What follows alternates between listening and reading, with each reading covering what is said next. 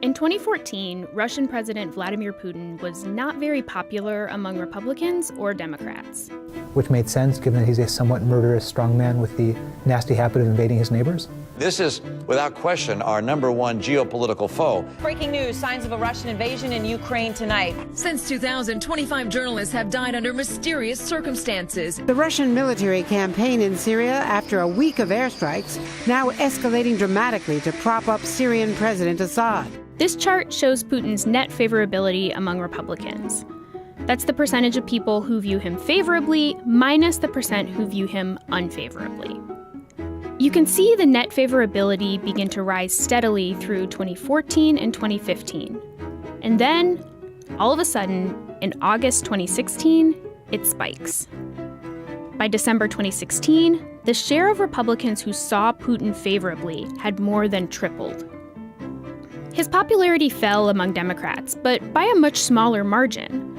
So, what's going on here? And what does it mean for the United States' relationship with Russia? What I think you're seeing is 2 years of constant Republican propaganda about how Vladimir Putin is a strong leader. Putin decides what he wants to do, and he does it in half a day. He makes a decision, and he executes it quickly. Then everybody reacts. That's what you call a leader. People are looking at Putin as one who wrestles bears and drills for oil. They look at our president as one who wears mom jeans. What you see is just this Republican talking point that builds and builds and builds. It finally really hits a peak with Donald Trump. I think I would get along very well with him. I respect Putin. He's a strong leader. If he says great things about me, I'm going to say great things about him. I've already said he is really very much of a leader. I mean, you can say, oh, isn't that a terrible thing he called? I mean, the man has very strong control over a country. What we're seeing with Donald Trump is that he believes in the great man theory of history, both the great part of it and also the man part of it. He's a man who sees himself as a tough, decisive leader, authoritarian if necessary, but willing to do whatever it takes to push through what he thinks needs to be done. He looks to Vladimir Putin in Russia, someone who has made clear if you're a dissident and criticizes him, you may disappear.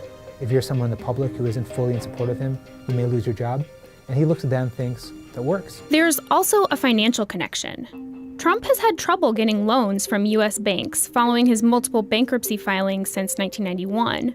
We know from a speech that his son, Donald Trump Jr., made in 2008 that Russian investors have played a big role in financing Trump projects ever since. Most wealthy Russian business people maintain warm relationships with Putin, who holds absolute power in the country. That means the investors who helped save Trump's business empire are likely to include several close Putin allies. We're in this extraordinary moment where a U.S. president is potentially financially beholden to an enemy country led by a dictator.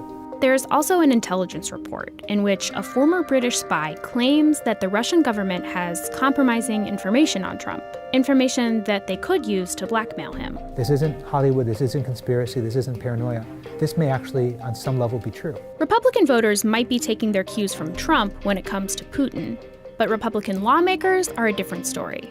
Vladimir Putin is a person who's killed, he's jailed and murdered journalists, political opponents. Putin is an aggressor that does not share our interests. Vladimir Putin is violating the sovereignty of neighboring countries.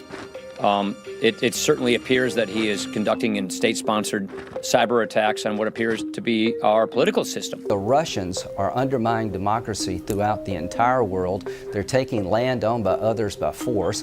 They did hack into our political system. They're doing it to other political systems. Before he was Donald Trump's vice president, then Representative Mike Pence held a similar position. And now an increasingly antagonistic Russia has been rewarded for bullying and threatening its neighbors.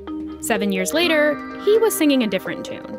I think it's inarguable that Vladimir Putin has been a stronger leader in his country than Barack Obama has been in this country. When Trump praises Putin, he's also flouting his party's long history of skepticism towards Russia. When we think of Republicans and the kind of leader that they venerate, it's Ronald Reagan. They come back to Reagan again and again and again. I remember when Ronald Reagan was the president. He stood on principle standing up to the Soviet Union. Ronald Reagan reignited the American economy, rebuilt the military, bankrupted the Soviet Union, and defeated Soviet communism. And they come back to him because they think he won the Cold War and because they think he beat the Soviet Union. The march of freedom and democracy, which will leave Marxism, Leninism on the ash heap of history as it has left other tyrannies which stifle the freedom and muzzle the self-expression of the people. This is not just a break with Republicans on the Hill in 2016. This is a break with the last 30 years of Republican ideology, dating back to the president, Ronald Reagan, that they held up as a near godlike figure. Trump has also been slow to accept the CIA and FBI's conclusion that Russia sought to influence the presidential election. Russia hacked the Democratic National Committee servers. It hacked the personal email of John Podesta, Hillary Clinton's campaign chairman. As far as hacking, I think it was Russia, but I think we also get hacked by other countries and other people. Vladimir Putin weaponized the fact that we have a free press.